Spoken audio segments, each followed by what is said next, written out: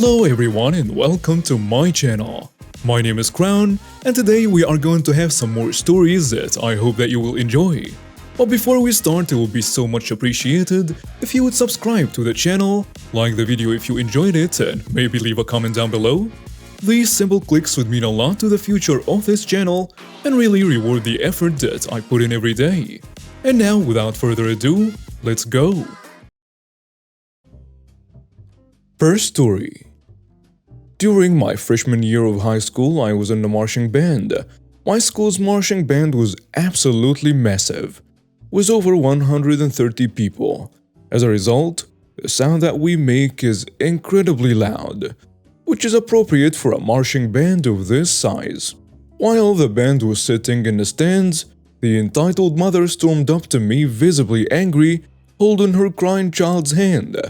"Can I help you, miss? Can you tell your friends to play quieter? It's hurting my child's ears." We are a marching band.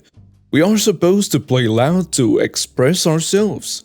If you don't like the noise, I suggest you leave." The entitled mother shouts in a very aggressive tone. "Play quieter or I will call the police and file a noise complaint." "Why don't you go speak with our band director?" She walks down the stands to the band director and shouts at him to tell us to play quieter.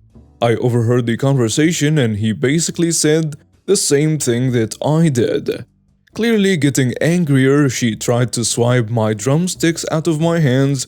I'm a percussionist, by the way, and even tried to stop the marching band from leaving the stands to enter the field to play the halftime show. After the halftime show, I could clearly hear her child screaming and crying. And then a few minutes later, what do you know? The cops are here. She rambles to the cops about how loud we are playing and asks to file a noise complaint. And the police then said this: "Ma'am, this is a marching band. Marching bands are supposed to be loud. If you do not back down, you will be arrested for disturbing the peace." And the entitled mother's face turned pale white. She then walked back to the stands weeping along with her child. The cop then asked the band director if he would like to press charges, and he sure as hell did. The entitled mother ended up getting a $2,000 fine. To this day, I'm still wondering why she decided to come to a football game if her child hated noise. Next story. I just received my last payment from this event, so I figured it was time to share the whole saga. Grab a drink and sit back, relax, and let me take you on this wild journey that all began a long time ago and not far down the street from here. My girlfriends and I were cruising up and down the main thoroughfare of our city as teenagers that have just gotten their first cars tend to do. This is the main drag through the heart of our city, and it's where everyone would race on Friday and Saturday nights. Kill time cruising before a movie, just hang out and be seen. We're driving along on a beautiful Friday afternoon when from the backseat, I spot a horde of teenage boys in a parking lot waiting for traffic to clear so they can race. They have parked their crotch rockets and cars like they are for sale. Every door open, hoods up, underglow shining, speakers blasting, and so on. And like half of these guys have their shirts off. Being a red-blooded teenage girl, I shout, "Oh my god, Kirsten, look!" But Kirsten was driving the car. To this day, we both try to take the blame for this because I should not have shouted for her to look and she should not have turned around to look. So of course we rear-ended the car in front of us at about 15 miles per hour. Not bad at all. We got out, Kirsten and Sarah called their moms from the parking lot, and I called the police while checking on the people in the other car. The passenger jumped out and pointed at me, told me to stay away. They went to the payphone. Yes, this happened that long ago. At the fast food joint we were in front of. I peeked into the car to ask the driver if they are okay, and she was leaned all the way back in her seat. She wouldn't look at me, but she said she couldn't feel her arms. So I'm like, oh no. Hey dispatch, send me an ambulance too. This lady says she can't feel her arms. And then I started to freak out. Did we just paralyze some poor woman because we're dumb jerks? Oh god, we just ruined somebody's life. I'm asking the driver if there is anything I can do. I think I actually asked if I could make her more comfortable. I was panicked and just repeating the dispatcher at this point. Don't worry, the ambulance will be here soon. And then she turned her head towards me and asked who hit her. I was confused and asked her what she meant. She wanted to know which one of us was driving, but I didn't want to tell her for some reason. I was just, no, don't worry about that, you'll be fine. And she wasn't having it. She got pissed and started screaming at me to tell her who was driving. So I just screamed back that she was crazy and I wasn't going to tell her anything. And then the dispatcher says, "Miss, please just back away from the vehicle." Swear to God, that dispatcher was a psychic or something because I ducked out of the car right as the driver swung her meaty fist at my head. And then it was on. She ripped off her seat belts, not paralyzed after all, and launched out of the car, running around the rear end to come at me. So I ran screaming around the front end. Straight out of a cartoon, she turned around and ran around the other side of the car, making me turn around to run the opposite way, back and forth around the front and back of the car until she committed to a side and just ran the other way to the parking lot. Kirsten was banging on the door of the fast food joint, but an employee was holding the door closed and shaking her head. I will never forget that poor woman's face. Sarah was on the phone crying, and I could hear the sirens in the distance, and dispatch was entirely too calm asking me to explain the problem. On the 911 recording, you can just hear me panting, "What the hell?" with every exhale. You guys, this woman was short, stout, and she ran like a juiced up bull. She was so fast I could feel her catching up to me. So I pivoted to the side and she whooshed past me. As she continued right towards Sarah, clotheslined her as she ran by, and headed to Kirsten, who at this point had seen the writing on the wall and was running away. But there wasn't really anywhere to go except the entrance of the drive-thru. So Kirsten and the enraged driver disappeared around the back of the building. I was picking Sarah up by the ground when an ambulance, fire truck, and 2 police cruisers pulled up. EMT popped up first and we ran at him screaming nonsense about a crazy lady at the drive-thru. And then Kirsten came flying around the far corner of the building with beast mode right on her heels. I have never seen somebody stop so fast. She came out around the corner, saw all the emergency responders, stopped and dropped like a felled tree before pretending to shake uncontrollably. This lady tried to pull a fake seizure right in front of the EMTs and the police. Her friend, the passenger, who had been on the payphone this whole time, dropped down next to her and started wailing that somebody needed to do something and help her and arrest us. Really, coming hard was a dramatics. So the EMTs loaded her up and they went off to the hospital while the 3 of us gave our statements to the police. We assumed that was the end. Insurance was supposed to deal with anything else, right? First, the driver tried to sue all 3 of us and the insurance company. Pain, suffering, medical bills, loss of income, the whole works. She claimed that after rear-ending her, I dragged her out of the car and Kirsten was actually chasing her through the drive-thru. The 911 recording disapproved her claim of being pulled from the vehicle, and CCTV footage from the fast food restaurant showed her as a pursuer. The suit was eventually dismissed and she had to pay our lawyer's fees. Which really sucked for her because Sarah's lawyer got photos of her frolicking at a music festival when she was supposedly suffering from a whiplash, double knee injuries, and constant dizziness. Boom. That's insurance fraud. She spent a year in jail and paid a hefty fine. And we assumed that was the end. But no. A few months after she was released, we all began to find dead animals left on our front porches, in our mailboxes, in a swimming pool, hung over the side mirror of the car, and so on. Definitely some unusual places to find dead animals. Then the phone call started. Hang-ups, faxes, random screaming. Kirsten swore she saw a car following her between school and a coffee house. Sarah thought she saw a similar car in her neighborhood a few times. We all knew who was doing it. But the cops couldn't really do anything without proof. Our parents were pissed because this was the dawn of the digital era and we all had cell phones, but crazy driver lady was blowing up the landline and it was harassing our parents more than us. And the dead animals were terrifying our siblings.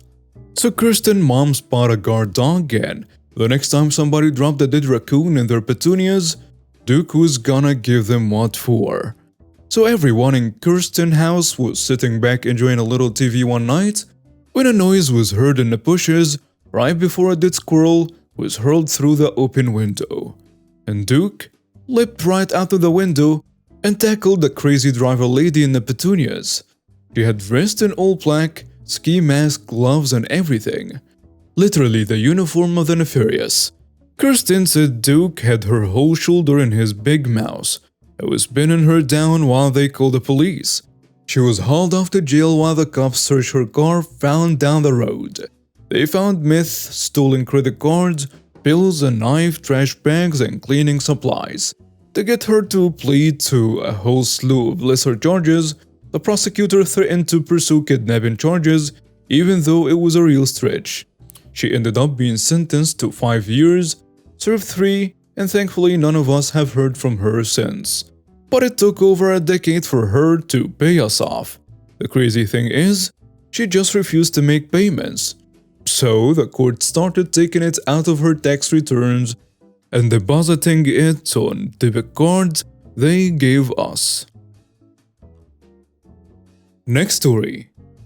Not long after I had moved into my house, I got a dog. About a year later, a new neighbor moved onto our street and he also had a dog. Everything seemed fine to me for about 7-ish months, and then I noticed that the older woman across the street had handmade little signs on sticks stuck into the ground along the front of her lawn saying, "Please don't let your dog poo in my yard." I thought it was pretty funny and chalked it up to her being a cranky old lady. Not long after that I was cleaning dog poo in my own yard. I had a great designated patch of grass on the opposite side of the driveway ideal for this. When I scooped a gift that seemed larger than most of my dogs. I figured maybe I had given too many treats, I don't know. Didn't think too much of it. A week later I was doing my daily gift scooping again when I noticed another really large pile of gifts, only this time there was a bunch of corn kernels in it. Disgusting. So I instantly knew this was definitely not my dog's gifts. I was pissed. Then I remembered the cranky old lady's signs. Maybe she wasn't just cranky and old after all. Or at the very least, justifiably so.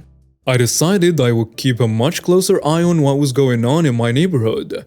I pretty much keep to myself and do not bother anyone. One day I'm washing dishes at the sink and out the window I see a dog, unleashed, come running into my backyard. I'm watching, trying to rinse and dry my hands because my dog is flipping out barking. As I get to the door, the unknown dog squats and starts dropping bombs. I flew outside and was about to start yelling at the dog when I saw the owner standing at the end of my driveway watching.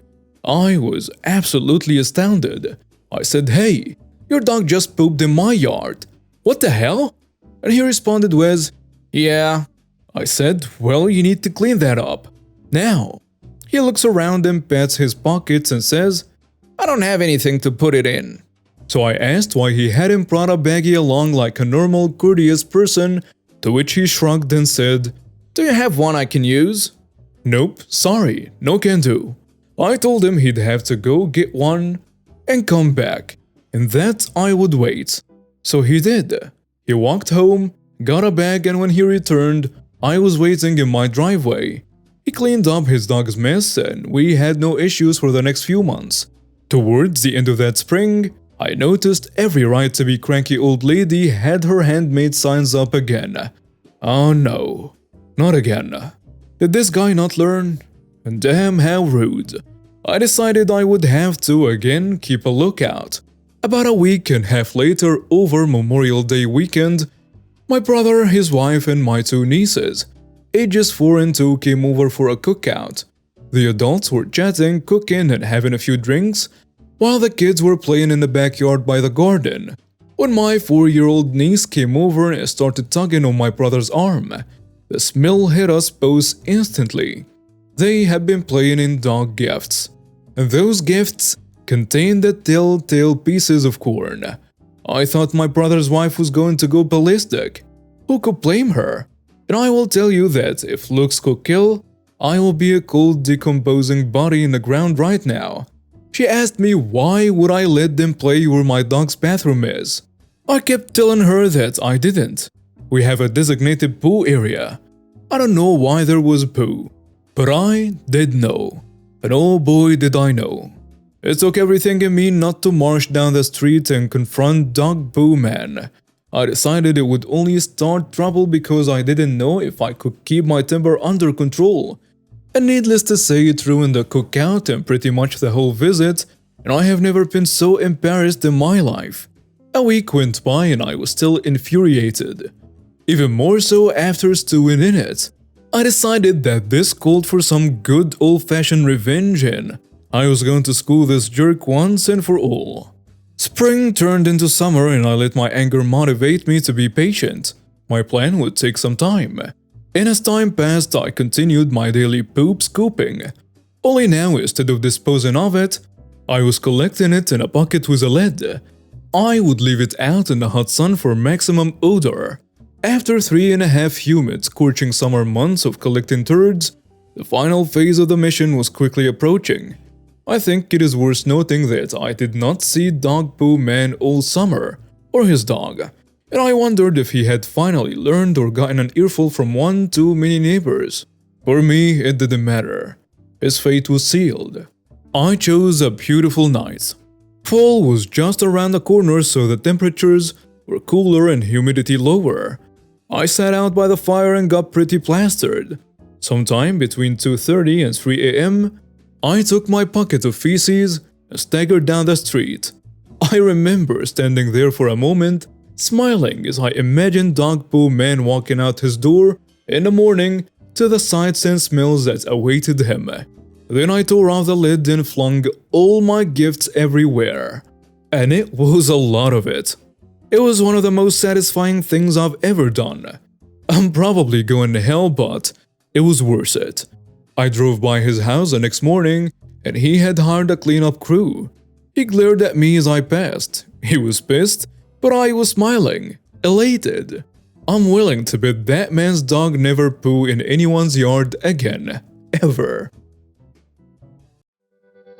And now we have reached the end of today's stories. Thank you for watching and see you next time.